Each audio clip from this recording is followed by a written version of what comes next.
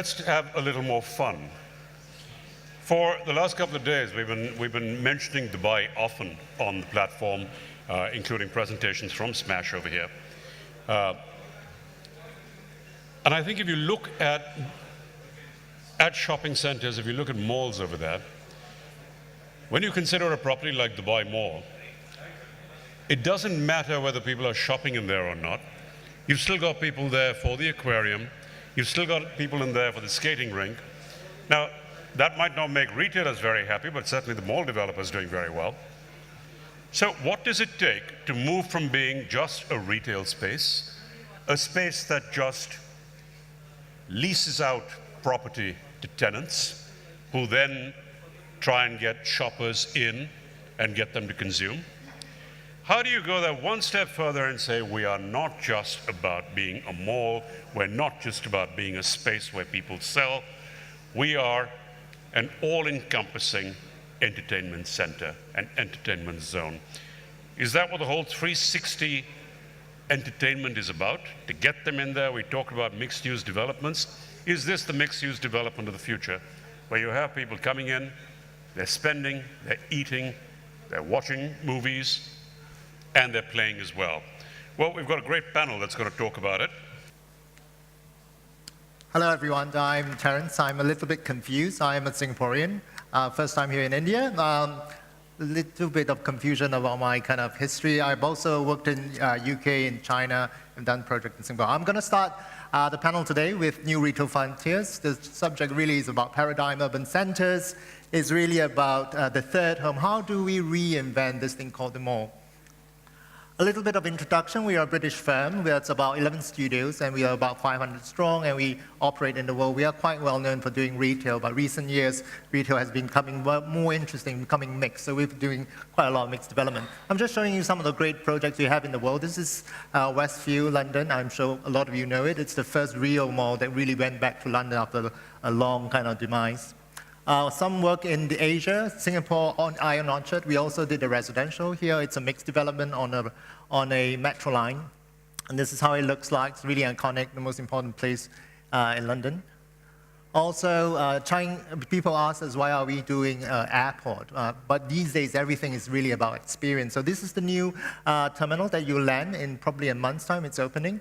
It's also done by the Singapore studio. And this is something that's been opened in Guangzhou Park Central. And this is really one of the new kind of innovations in mall design in terms of integrating with the public realm and making sure the mall is not a kind of enclosed entity in itself. Another job with Changi Airport, this is a destination mall where there's a huge forest valley in the middle, and it's a destination as well as mall that's plugged into Terminal 1, 2, and 3. It's known as the gateway, where you arrive into the gateway of Singapore and you leave the gateway of Singapore. I'm going to talk a little bit about mall. What is it? It's really an interesting concept. Everybody's been talking about it for the last 2 days here. And I'm going to trace a little bit about the history of mall, where it came from, what is it doing now, and what's the future for all of us. I'm going to use examples, both by Benoit and non-Benoit, here and in Asia. So then, consumer landscapes, characteristics. The mall really is a product that kind of moved from 1900s pre-millennium, the millennium to today, bespoke malls we have.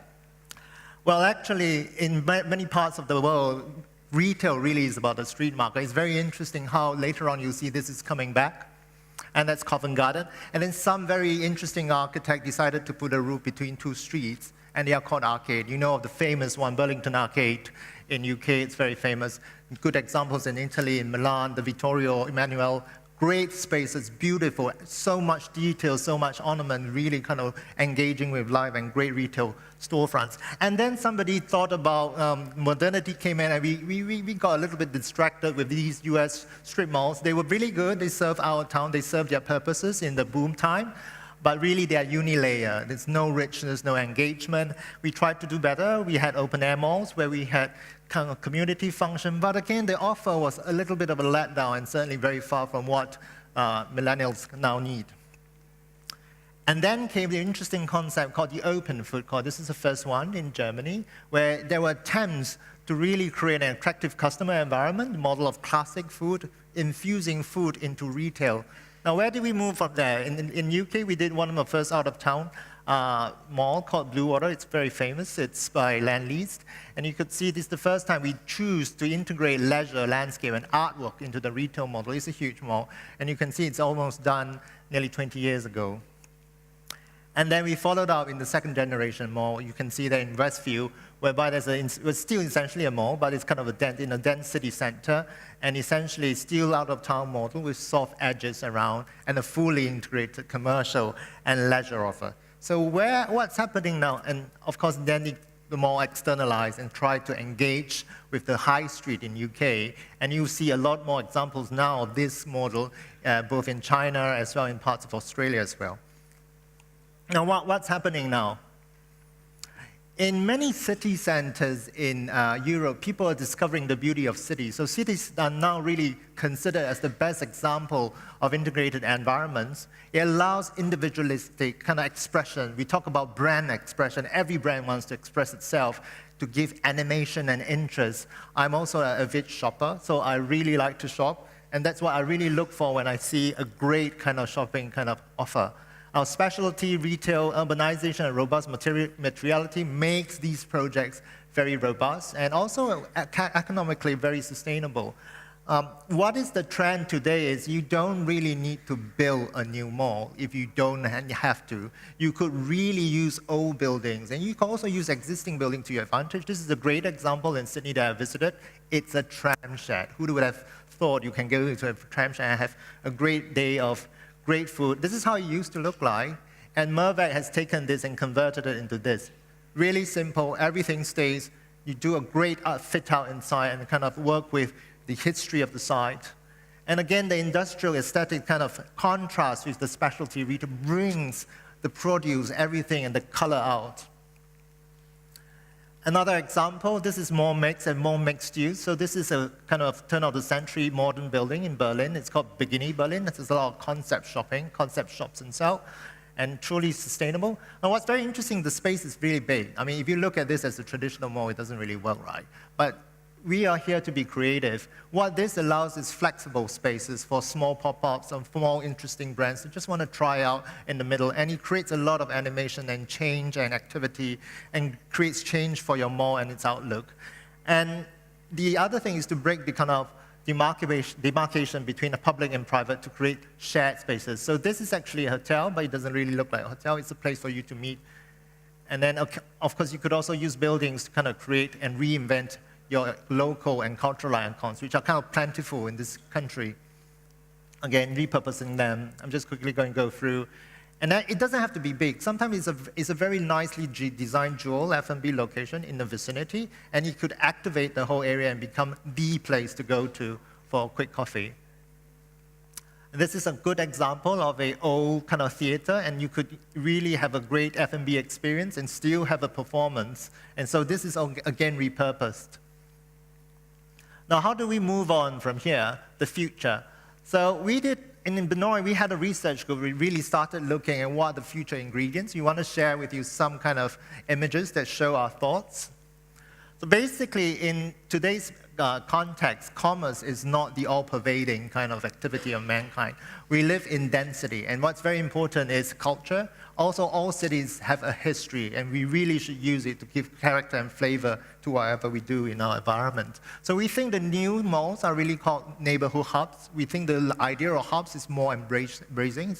It's kind of also about life in general, the interchange, allowing people to do whatever you want to do. People are eventually still very social creatures. So you could have collaboration spaces, technology and well-being, and also engage with history, culture, and commerce.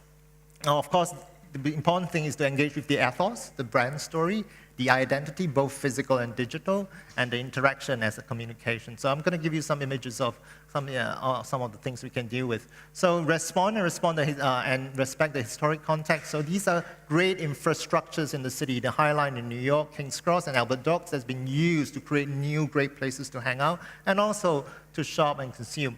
Now, the other interesting thing is the art experience, validate the experience with killer art shows. People travel all the way to see a Yayoi Kusama show recently in Singapore, and they're traveling, and they can actually relate to the core of your retail activities.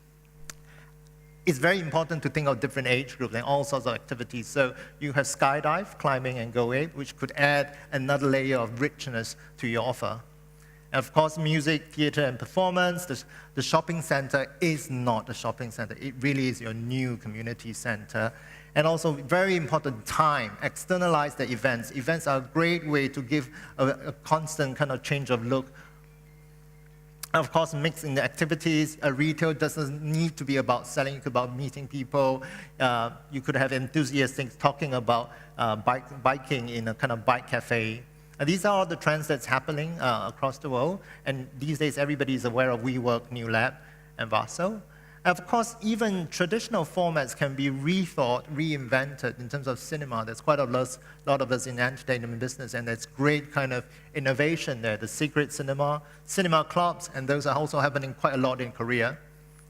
Box park, pop-up again. And of course, automation, click and collect is very popular in Singapore now as we speak. So don't engage with e-commerce. Somebody still has to go and collect the thing. And that's where you want them to come to your mall to do. I think green is kind of very important to soften the harshness of densities that we live in. And finally, also to make sure that your experience is tailor-made and kind of integrated fully with the digital world. I think in the end, we think modern retail really is a theater where experience meets commerce. Thank you very much. Great, Terence. Thank you so much. You can grab a chair. It's a big panel, ladies and gentlemen. I hope we'll do justice to time and get valuable insights from each of these panelists in the time allotted to us. Before I do I just want to do some context setting and talk about what's happening and what's the influence of shopping centers or retail spaces in today's modern world. We've heard a lot of stories about e-commerce, but there is a huge move towards shopping centers as well. I was told, and I didn't realize this, that there are the 20 most Instagram places in the world. 19 are actually monuments or something of historical importance. So this was something which some fabulous architects built many, many years back. So there are 19 are all these big, well-known places. And one is a shopping center. So the 20 most Instagram, 19 are historical monuments, and one is a shopping center, and it's Siam Paragon in Bangkok. So a lot of us have been there. The most photographed building in the city of skyscrapers in Manhattan in New York is not those big buildings. It's the Apple Store. So today, people are identifying retail and retail spaces and the stores as their third homes. They're part of their lifestyles today. They want to be close to them. They want to talk about it in social media. And that's where I want to pick these gentlemen here who have a huge amount of experience. I'm sorry. The only thing which I should tell Images is that we should be, in today's world, should be talking about inclusion and diversity, and we don't even have one woman on the panel as well. So, but all these gentlemen come with a fair amount of experience in their own respective fields. Just to add, today the way shopping centers are looked at is Mall of America has a chapel inside. Shopping and retailing today is about communities. It's about how do you engage the people who come and how do they identify and engage to that community. And Stuart, I want to start with you. Stuart comes from a very well-respected design house and architectural firm with extensive experience in Europe and in Asia called Broadway Mullion. Stuart, what's been the change which is happening when you're designing shopping centers in Europe and when you come to Asia, and the change which is happening when you're designing these shopping centers for the millennials or the next 20 years of our age group now? I think really the big change that we're seeing in Europe, to start there, is the need to refurbish and reposition existing centers. There's a huge change and a big trend at the moment for us. So we're working right across Europe, repositioning existing centers. The need for the repositioning comes from not just urbanization that's carrying on really as well, but also since the GEC happened, there is less new build shopping centers being built. And as competition becomes fiercer and the threat of the online situation increases, so the need for repositioning and making centres more comfortable, more attractive increases. The content of the shopping centre is also changing as well. Much more leisure and entertainment. The need for excitement to bring people to centres is coming in, and also a huge increase in the amount of F&B that's included in centres. So typically we were years ago talking about 15% perhaps of F&B content. We're seeing that vastly improving, increasing, and not just in terms of the numbers, but also the range of offer. So right the way through from the traditional fast food that was always in shopping centres, and then coming right the way through now to the positioning of fine dining, and very, very good quality fine dining at that. So we're talking about expensive restaurants coming into shopping centres really, let's call it for the first time for a while. The repositioning situation is happening worldwide as well, so we're working across the world on existing centres, in mature markets especially. We're still building new build centres in immature markets or emerging markets. But the other trend, and I think the title of this particular, the two keywords of the title of this session is lifestyle and urban. The urbanization factor has increased the mixed-use elements of town centre, city centre redevelopment, and ideally always retail-led, which brings the vibrancy to the city centre, and the 24/7 type approach, especially mixed with workplace and residential. So there's a big wide range of trends really that are happening, and it's very different country to country, culture to culture, and that goes right the way through from the size of centres, the interior design of centres, through to comfort levels. Right. Stuart, thank you very much. And as Terence, as Stuart mentioned, that it's very country specific, it's about culture, it's about how people relate to that region. From your experience, from an international experience, how do we make Indian centers, shopping centers more vibrant and actually more interactive? Because I think the Indian community is very different. Even McDonald's, to come to India, had to tweak their food offering. We've seen that any of the big major brands which come in from a retail perspective, when they try and replicate the same, what happens in the Western world, do not survive very long. But people who tweak the market for Indian context are able to actually grow bigger and faster. But what about shopping centers? What are the changes which we need to do in India in shopping centers to make it more relevant for going forward? Okay. There's a big contrast really between urban and out-of-town, suburban shopping, really. I think the biggest influence, or the biggest thing I see in India, especially working here on different schemes, is the number of people and then the amount of families that are shopping together. I think that's a much bigger number than in Europe, for instance. And I think you have major advantages in here of picking up on absolutely the latest trends. So we've got this big contrast between urban, suburban, out of town, and I think that the amount of leisure, entertainment and excitement needed to draw people in is a major win factor that could happen here in India. We are working on what we call retail resorts, and that's one of the big changes really for suburban and out of town shopping. Obviously huge percentages, high percentages of leisure and entertainment, high levels of F&B as well, mixed with shopping as an incidental in some ways, and then the rise of big brands coming in, taking what we call hero boxes, basically showing off their individual brands. So I think it's a big opportunity here with the sort of family aspect of becoming, years ago we had the family entertainment centres, but it's not just that now. It's much more of a mix and much more integrated. Perfect. Thank you. So my next question is to Terence, to you. Terence, yeah. Same question? Yeah. Yeah. No.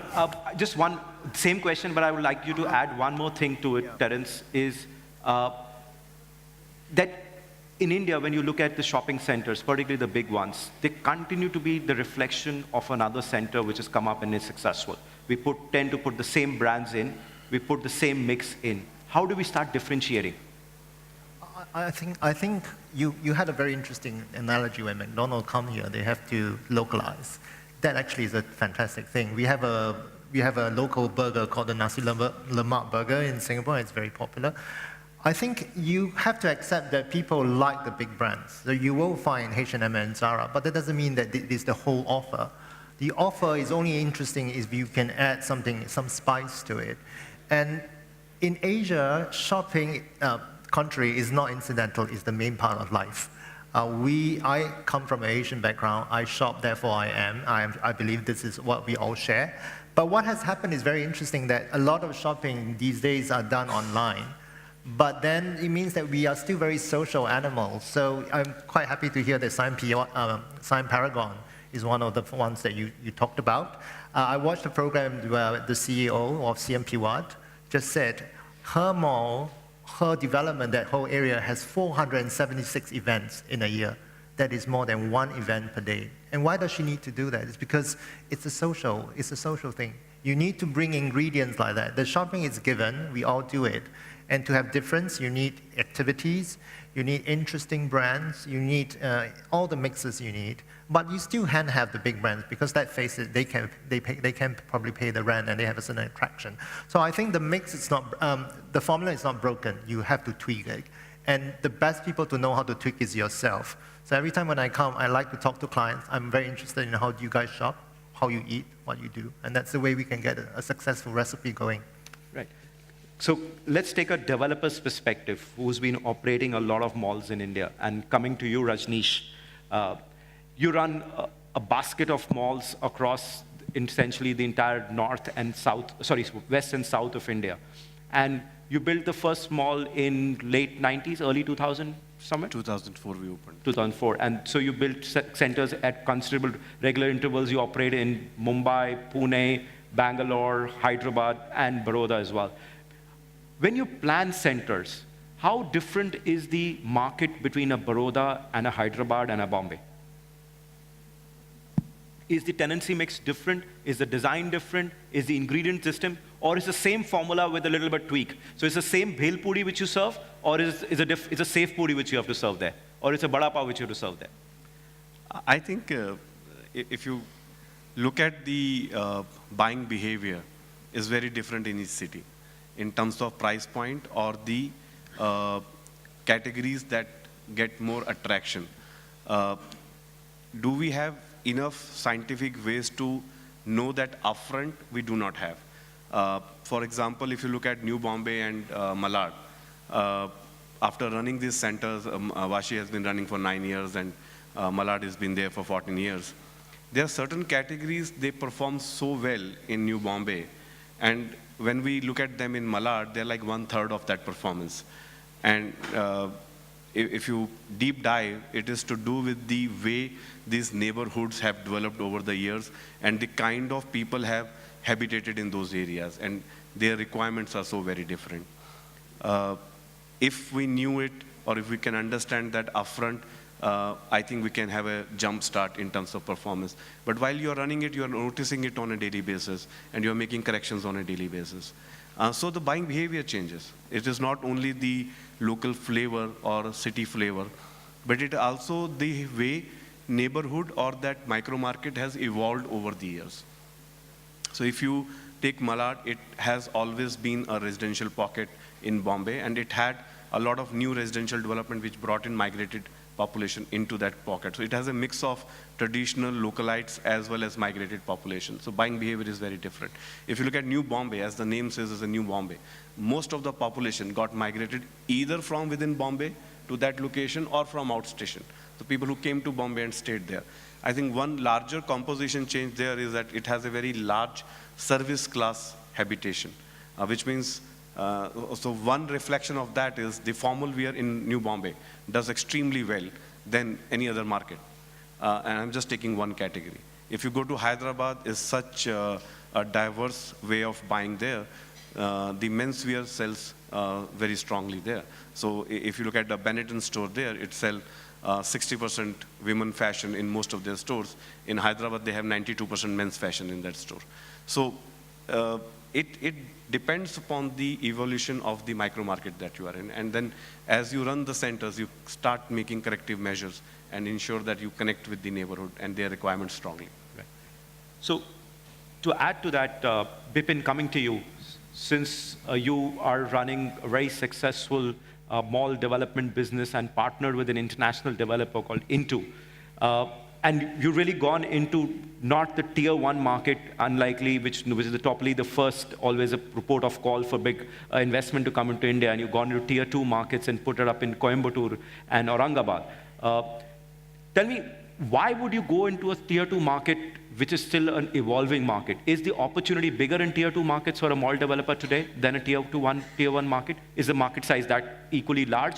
And is the setup very different there? Firstly, I think we followed a McKinsey report and we made a big mistake, which actually said that the tier two markets will grow at the CAGR rate of some 30%, which never happened. Second is that since we built our first center in Aurangabad, as you can see, I'm the only one not wearing a jacket. Yes. Can't afford it. So, yeah. So, but I must tell you, I think one of the advantages for us has been that we've learned the hard way. And that obviously is something which has made us stronger over the years. Now, Aurangabad in the first 4 years was really growing pains. And I think, but we kept at it, and I think one of the biggest things that has happened to us is our partnership with Into. They've been through many cycles like this, and they've been through double depression and things like that. So they've always sort of supported us in saying, look, this is a long-term business, you've got to hold your ground. We went into markets where actually we had to initially get people to start shopping at organized formats. And they were scared of entering glass door, sliding doors, and there was this inhibition of coming into a mall. That thinking that since it's air conditioning, it's going to be expensive. It's going to be expensive. No, I have seen that particularly in tier two, even in tier one, when the mall started, and escalators was a very new phenomena. Correct. I used to find that a lot of women folk in India, particularly when they're dressed in saris, used to be very hesitant to get onto the escalator because they thought they'll just fall. And actually, there were some incidents as well. I know as a country, a lot of people are experiencing these formats of retailing the first time over. Correct. So that's why we built staircases in between our escalators later. So people could walk up and down if they were not comfortable. If you ask me what has changed over the years since we've launched Aurangabad is, I think, media, internet. That's actually brought a lot of exposure to the tier two population. They've become more aspirational. Desires are similar to what we have in a metro city. Propensity to spend is different. Expectations are high. So I think managing aspiration and expectation is a very difficult task. And I think over the years we've understood that what you can deliver in a metro city is impossible to deliver in tier two. While 85% of our population lives in tier two, tier three, so there's a huge consumer base. That consumer base, the propensity to spend, plus the social aspect of how many times they go out, do they need party clothes? They don't. I mean, there were no lounges for them to go out to. So I think over the years we've had to balance, as Rajneesh said, you have to keep balancing your mix. You have to keep making sure that what you cater to is extremely close to what the catchment can afford.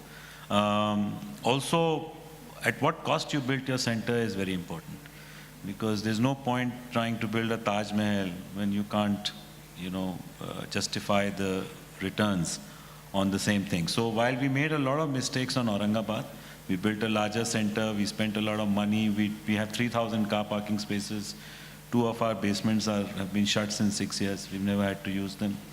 And so we spent a lot of money, it's a high cost of learning. But what was advantageous to us, we used that learning for Coimbatore. We built a very tight center, we're now 93% occupied in the first year itself, in the first few months itself. Right. We built just enough parking to sustain. The cost of the project is 40% lower than Aurangabad. We made sure that the brand mix that we brought in actually was more in sync with what the population was around. So we did all those learnings. And not going for the big brands which we always want to flaunt on our valley. We did go for big brands, but we went for brands which were big but affordable.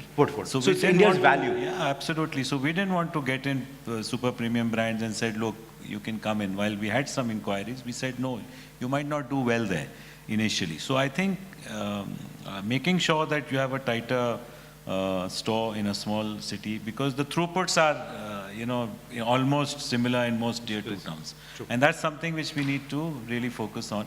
And I think the fact that you need to, because the dwell time in smaller towns is longer for consumers coming in, they have nothing else to do. So the dwell time is longer, so making sure that you have a lot more leisure, a lot more events, a lot more engagements happening, community engagements. So we started off with Coimbatore with a marathon, which started off, there was a Harley Davidson, surprisingly 150 Harley Davidsons in a city like Coimbatore, which took off. So I'm saying these are things that we have to keep doing, because how do you keep them engaged in And the keep them center? coming back. So yeah, so that's basically what it is. So coming to you, Mukesh, Mukesh runs successfully 2 shopping centers in a city like Mumbai. Mukesh, when I go to big cities, these centers look, again, as experience as most developers build, is a reflection of which is with big brands, because big cities have need for big brands, and there is always a shopping experience. The 70s in India, in the 50s to 70s to 80s, everybody used to go shop in the local markets, whether it's the neighborhood markets or the big marketplaces, whether it's Kolaba in Bombay, or Linking Road in Bombay, or a Karol Bagh in Delhi, or a Connaught Place, or a Brigade Road, or a commercial street in Bangalore. And then we straight away jumped to an era of big malls of 1 million square feet, which had all the big brands, departmental store, fashion anchors, whole lot of F&B, and entertainment cinemas as well. And then we'll probably take a view from the cinema guys as well. Did we lose the plot of catering to the immediate catchment and building relevant shopping centers for an immediate catchment of 10 minutes? Where do these guys go for their local and daily needs, where they're repetitive? Because shopping mall is still a place which you go occasionally. And you spend your weekend, or you go there for leisure activities and do shopping as well. And today entertainment is becoming a big factor. But what about daily? What about the regular 3 times to 4 times a week to go into shopping centers? Because when you go to European cities, there is always a local mall as well, which you go for your daily needs. Are we missing the plot on that one? See, we run 2 malls, one in Malad, one in Andheri. Malad is very large mall, around 1 million square feet, and Andheri is a little smaller mall, which is like a neighborhood mall. What I've noticed in Andheri, there are people, they come almost thrice in a week. In fact, when I go to a mall, sometimes they ask me, like, I think I've seen you somewhere. I mean, they are so familiar to the mall. I mean, they go to almost all the stores almost every second and third day. They may or may not buy. But for them, it's a sense of belonging. They know this is my mall, and I live here, and I've grown up here. Unlike Malad, where the catchment is a little larger, the people come from Andheri, from Bandra up to Borivali. They may not have so much a sense of belonging, but the pattern, the behavior is very, very different. There's not so much a sense of belonging, people living in Malad for that particular mall. But here, unlike in Andheri, which is very, very neighborhood mall. Now, what are we servicing basically? If you look at the total footfall in the mall, and on average, it'll be around 8.5 lakhs in Malad, whereas the catchment is almost 3 to 4 million for that locality. So are we serving to the entire catchment? I don't think so. There are people, they want to shop only in a particular mall or in a particular area.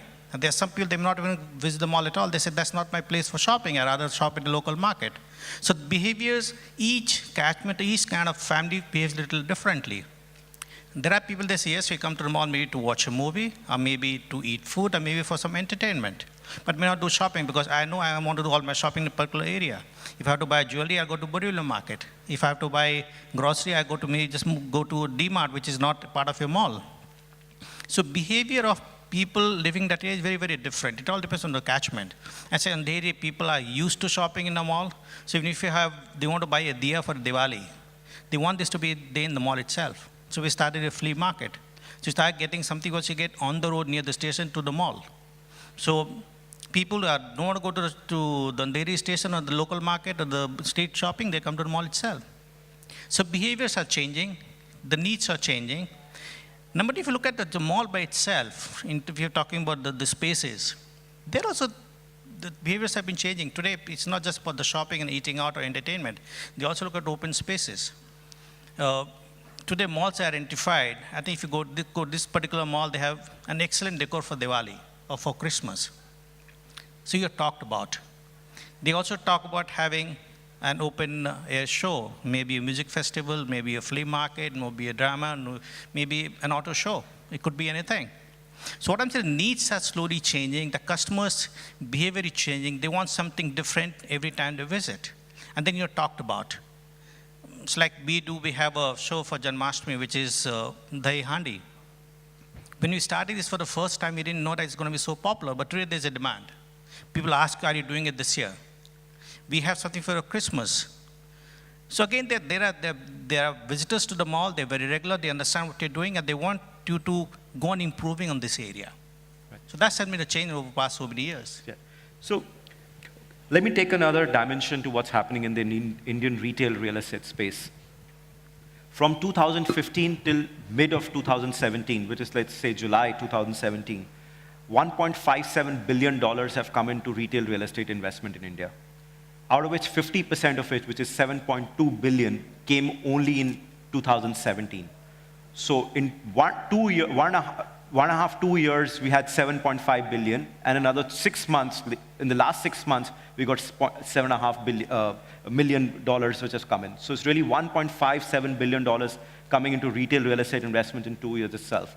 So that means there is something which these big investors, whether it's the US investors we talk about, are seeing in this market, which is worth investing in. And I'm sure a lot of this capital is long-term capital, because real estate investment, particularly retail, is a long gestation period. Coming to you, Jonathan, since you represent one of the largest platforms of foreign direct investment which has come into retail in India, and Virtuous, is from an operations standpoint, because I know there will be a lot of developers here who are developing retail malls and be aspiring to build international level quality centers and would want to sell to platforms like yours or Blackstone's or get foreign direct investments in the future. What should they be doing to ensure these are actually in line for foreign direct investment in the future, both from an build, design, and operations standpoint? Great question. So many options for an answer. I think that shopping centers represent a great social interactions space. It's the third space, which we've heard a great deal of from our architectural colleagues, as well as from professionals here and next door. I think that over the next couple of years, one of the things that we perhaps should be doing is enhancing our service levels to almost hospitality standard. There are a number of shopping centers around the world that actually encourage the principle of touch points, where security guards and cleaners are part of the shopping center environment, and they are there to help that elusive group of people called the customer. And if we orientate our entire business through to the customer, it'll be good for retail, it'll be good for our owners, and actually it'll also be good for customers. That third place is so absolutely critical in respect to urbanized living. Urbanized living is congestion-filled, it's stressed, there are many, many choices that people have, and one of the biggest problems is people with these choices are able to go to other shopping centers, and they're able to stay at home, or they stay at work late, or they go online. I, for one, by the way, am not a protagonist of, I'm a strong protagonist of online presence, because I believe that it gives us extra reach. It extends our catchment. It's very similar to Red Riding Hood and the Big Bad Wolf. Actually, the big bad wolf was eventually taken and captured and domesticated by Red Riding Hood. And the reality is that I think that's slowly what's happening in our environment at the moment. That if you slowly and carefully dissect what's happening with online and with the clicks and the bricks and all the other data and the big issues that are going on, there are some very fundamental trends that are coming through. Number one, we're all human. We like to be seen and we like to see others. You can't do that online. unless you're a pervert. When you come to a shopping center, you actually do want to touch the merchandise. You can only eat real food. You can't eat online food. You have to, when you're in a shopping center, you engage with other people. And I think that those key things are going to ensure shopping center and retail survival for the future, for many hundreds of years. Shopping centers have been around for thousands of years in many, many forms. They'll be around for a lot longer. And the online presence, I think, is a wonderful engagement strategy for retailers and for shopping center owners, certainly from our point of view. Great. Thank you, Jonathan. You know, every time I hear all the panelists, one common theme which is coming out is how do you make people interact with each other? And because that's the need for reason why they're coming to shopping centers. And entertainment is really one of those key reasons when they come back to for the shopping center, entertainment and F&B. So on the entertainment piece, I would want Tushar, your views. Tushar, to just give you a quick background, ladies and gentlemen, he was the chief marketing officer of PVR. So he's really built the brand at PVR. Then moved on to AdLab Cinemas, and now runs India's largest entertainment company, which is non-cinema, called Smash. And it's probably gone to, what, 15 countries? So a very big export of entertainment from India to the international world. So Tushar, how important is entertainment, particularly the non-cinema entertainment, becoming part of a shopping center now? And how do you able to get the customer back for it repeatedly? So I'll take 1 minute to just expand on what Smash experience is. Smash is spelled with 3 A's, and it means awesome, awesome, aspirational, and always amazing. What we do is we give you a gender-neutral, age-neutral, and geography-neutral centers. A lot of these centers tend to get aged with time. We curate and build our own games. 90% of our experiences are done by us. Our game portfolio is equivalent or larger than Namco or Sega. Today we compete with the best of the world in the world. The way we think about ourselves, we make in India, but we are primed for globe. Six Flags is the premium amusement center park of US. They have chosen us to give them the virtual reality and an augmented reality solutions. There is Norwegian cruise where we are present. We are the only guys who are doing that for them.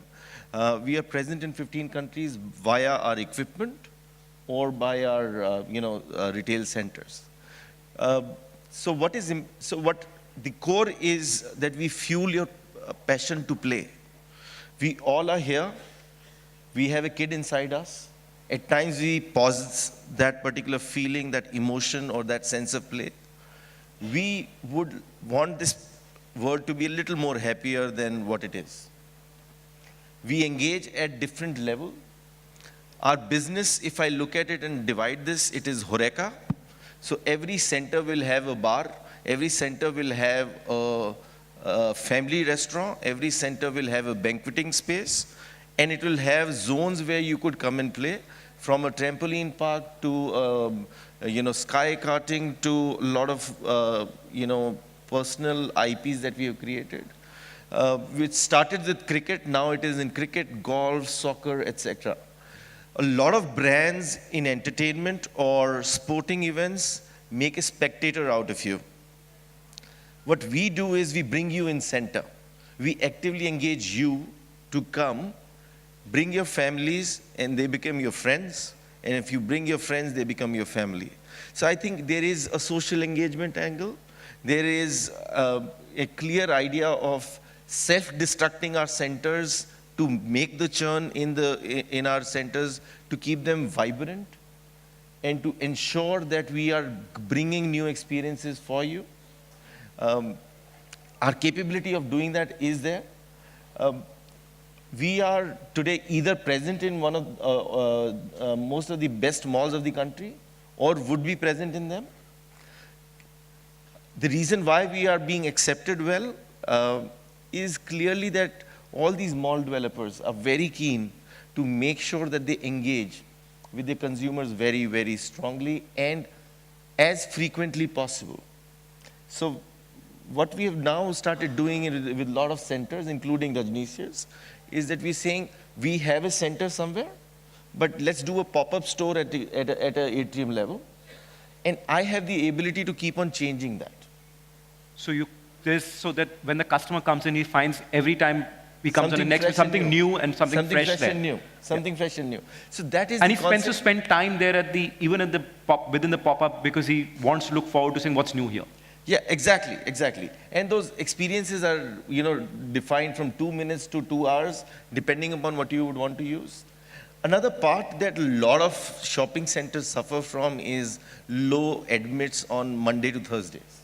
Yep, I think because everybody, kids at school, husbands are at work, wives maybe at work, some of them are stay-at-home moms, but Indian society, everybody's so busy with something or the other. So we've been fortunate to have our 30% of footfall coming on Monday to the Thursday. And that skew is because we target corporates and adults a lot more. So we have a students program that is there. We have an adults program that comes in where we say, you would go bowling with your buddies, not so much with your family in India. I'm giving you one example. So we've tried to segment pieces of it. No, and I run a part of a business of a large corporate, and the whole idea every time we're trying to do is team building it was always just get them in a conference room and do some activity or something or the other. But it's how do you bring bondness to the team? I think it's all about eat, work, play together. I think that's worked very well, and play is becoming a very big important component. And our core is active engagement in any form of it. So I think that is where it becomes interesting for people. And happy to kind of build this further and very proud to take it to the world. Right. Great, thank you, Tushar. So coming to another aspect of entertainment, Prashant Kanoria. Prashant runs AMF Bowling in India. Prashant, bowling, I remember is time of my school and college as well. There were no shopping centers, but there was bowling always there. And I've seen bowling going up and down, but it's always been around.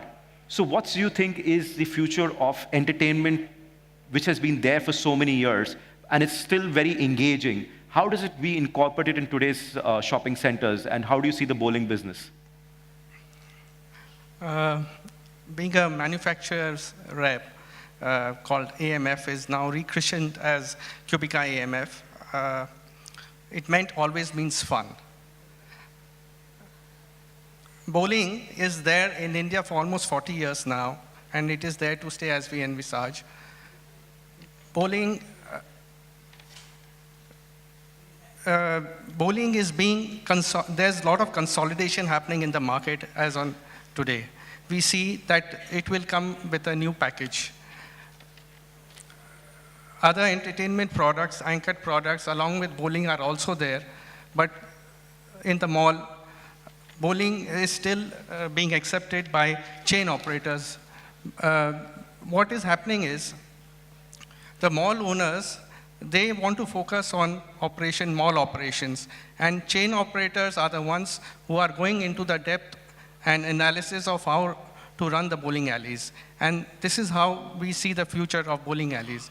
As a manufacturer, our manufacturing being in the US, they have concentrated deeply on R&D and have come up with harmonized systems of furniture, new experiences, and I'm sure this will help us to take the bowling forward.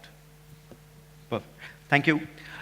So coming to you, Alok, and this is, cinemas has always been the most biggest entertainment driver for any shopping center and the first choice of entertainment for any Indian as well. And it's typically a very, very localized business because as you were telling me yesterday, that 92% of the software or people which watch is actually Indian. It's only 8% which is Hollywood, that also in some markets. Tell me, how important is multiplex business for a shopping mall? Because we find that when we build and talking to developers, and my own experience is that shopping mall becomes a very integral part of it. But what happens is that the multiplex, as we look at it as a space, it becomes a very passive form of entertainment where people come in at a predetermined time, watch the movie, probably eat some food and go out.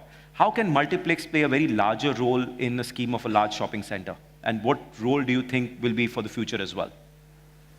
Pankaj, what I think that malls and multiplexes, they complement each other.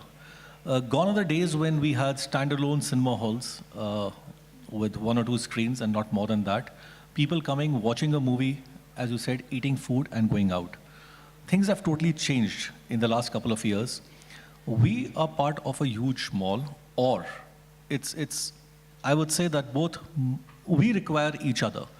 Today, we require people to come up to watch cinemas, and malls require footfalls to come into their shopping centers and shop around in different shops and different places in that particular area. How I look at the entire thing is that the future in this country is having more screens in a particular complex so that the experience of the guest is there, that when he comes to buy a ticket, he never finds a household show and there's a movie starting after every 20 or 30 minutes. He would like to see a movie for which he's come out at the time with his family and with his friends to see that he doesn't go back without watching that movie. And for that, a lot of things have been done, whether it's from the multiplex operator's side or from the mall developer's side. A lot of things have been done in conjunction. Let me talk about what we do as a cinema operator. Today, our mantra is to take the box office to a patron. We don't want him to come and stand in a line and buy a ticket. So today, what we have done is with all our various apps, it's on his phone, and he can easily go and buy a ticket. Number 2 is giving him a totally different experience, whether it is food, whether it is the comfort of a seat, whether it is the ambience inside the hall, whether it is a butler on call service, where he just presses a button on his seat and a person comes and takes his order and serves the food, to various other gamuts, including launching Asia's first augmented reality center in a few properties of ours. Whether it is because we all realize that a movie of Salman Khan or Shah Rukh Khan, he can go and watch everywhere else. But why should he come to a particular center, and that too to a particular multiplex? For that, we have done various things and tied up with various operators of malls also. For example, when we tie up with a particular developer, we look at various aspects when we enter that particular mall. Number 1 is that what's the history behind the development which this person has done, whether he'll be able to sustain a good center or not, whether the quality of infrastructure is good, what's the foresight of this particular developer for future growth. Let's say, for example, if after a couple of years, the property there's a lot of demand in the market. So can he expand it horizontally or vertically? And also, apart from having normal retail, is he making the center which is experiential? When people are coming, are they coming only to buy clothes? Are they coming only to buy jewelry, watches, or eat food? Or, on the other hand, they are looking forward to some other experience as well. Is there an area for kids to play in? Is there an area where a person can just sit down, have a cup of coffee, and solve a crossword puzzle?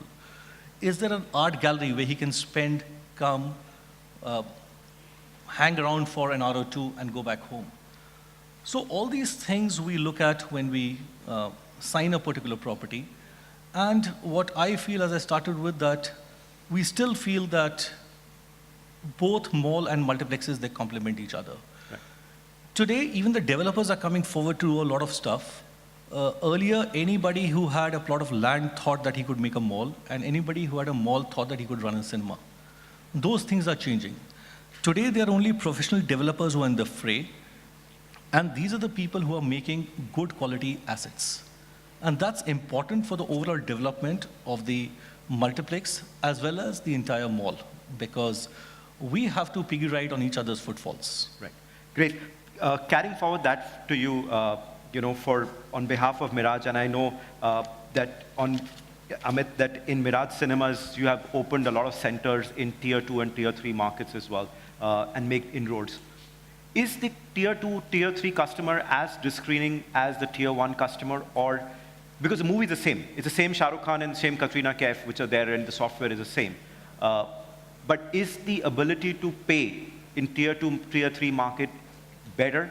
Is it lesser? Is it consumption on F&B as big? Because a lot of developers ask us when they're building centers in tier 2 and tier 3 cities in saying, you know, in big cities, I see cinemas of 15 screens, 14 screens. People coming to watch movies more than once a week. But is tier 2 and tier 3 market that large as well?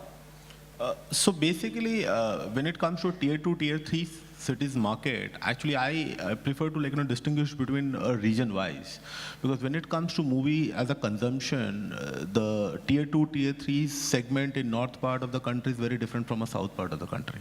I mean, if you look at a southern part of the country, Vijayawada, which is a 1.5 million kind of population, which has like approximately 10 million people going for a movie in a year, including single screens and multiplexes. Where you look at Jodhpur, which is 1.5 million kind of population, you don't even have 1.5 million people actually going for the movie in a year. So the story changes in region to region, the consumption pattern changes, the consumer behavior changes. As far as concerned to the number of screen when it comes, I'm personally in this opinion that we need to understand the consumer psyche of that particular region, that what is the consumption size, what are the number of languages you have, and accordingly you have to decide on the number of screens rather than just just copy pasting a South 10 screen number to a Rajasthan kind of property. So a Ludhiana and a Coimbatore will have a very different size of screens. Absolutely. Even if the cinemas, I mean, the mall might be similar size or catchment may be relevant, but you'll say that because language plays a very big factor as so well. predominantly, I say Rajasthan, MP, or a UP, or a Bihar, this is more like a Hindi market. I mean, you do not even have English working very well in those pockets. But when you go down south, I mean, Bangalore, you give me a 25 screens property, I'll be more than happy to go and do that because I have 6 languages to play there. So that's the consumption story. When it comes to ticket pricing, I would rather say that, see, there are certain parts of Mumbai is worst for multiplexes compared to tier 2, tier 3 cities. I'll give you an example of my own property. I have a property in Goregaon. So we have a real estate of around 20,000 rupees per square feet nearby. And you don't go generate more than 150 rupees average ticket price there.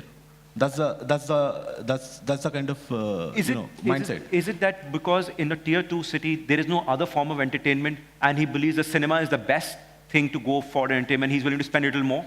See, basically what happens when you have actually more number of options, actually you choose on from. So I was giving example of say Goregaon versus maybe a Jodhpur.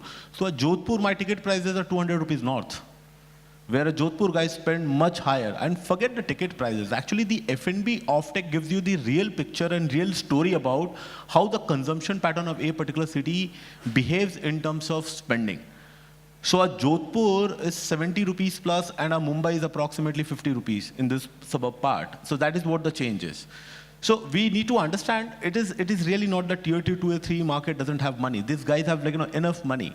The only thing is how you go and have fit in a right size of cinema inside, because in smaller cities, as we all were talking about, the local developers goes and does a lot of mistakes in terms of undersizing or oversizing the cinema space. Right. So we need to understand that what is the right size for that particular market in terms of consumption of films, and accordingly we have to go and do it. Right.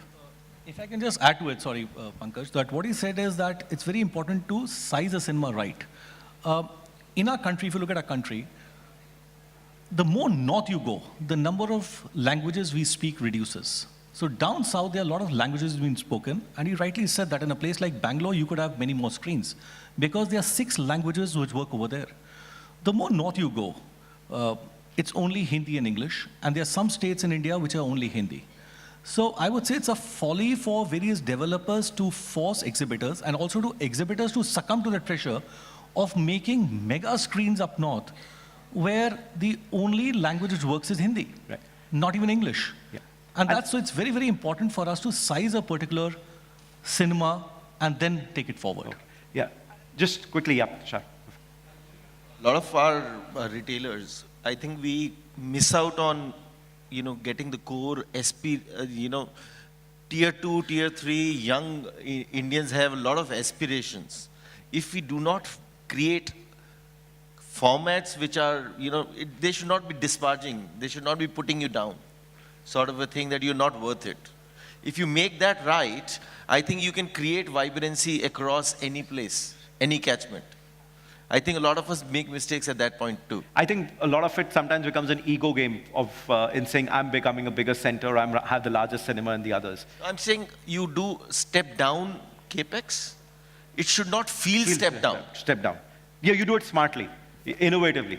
Okay, so before we wrap up, I have one final thing. When and I believe that after entertainment, the biggest driver today, and I was talking to a very large developer who owns a lot of malls, and she was telling me that we're looking to convert almost 30% of our mall space to F&B.